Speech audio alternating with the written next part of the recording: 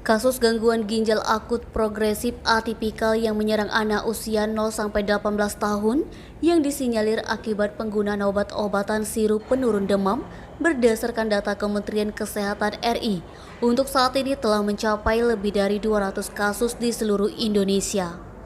Dr. Marta Hendri, SPUK Mars PLT, Direktur Pelayanan Medik dan Perawatan RSMH Palembang, saat gelar press release 21 Oktober 2022 menerangkan, jumlah tersebut telah termasuk 2 di antaranya pasien berasal dari RSMH Palembang yang telah dinyatakan meninggal sebelum mencuatnya kasus ini.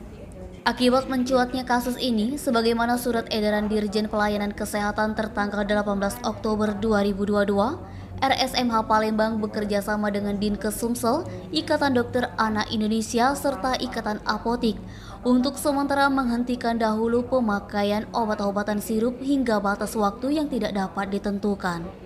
Sembari menunggu hasil penyelidikan lebih lanjut tentang zat-zat yang terkandung dalam obat-obatan sirup termasuk zat etilon glikol yang disinyalir menjadi penyebab kasus gangguan ginjal pada anak.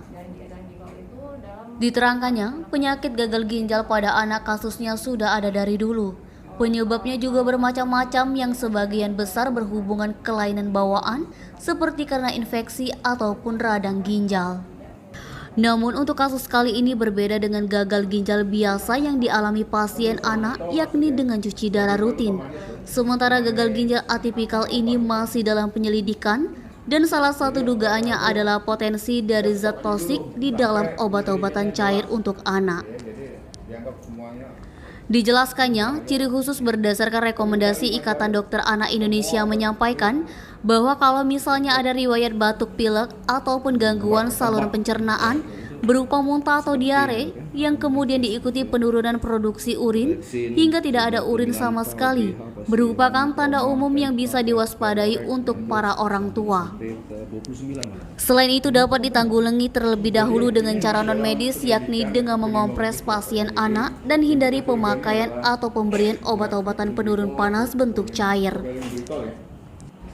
Adapun tips menjaga kesehatan ginjal anak lanjutnya, yakni poin pertama mengedukasi para orang tua agar anak-anak tetap menjaga pola makan yang bergizi, menghindari makanan dan minuman yang banyak mengandung bahan pengawet yang dicurigai bisa mengganggu kinerja ginjal anak.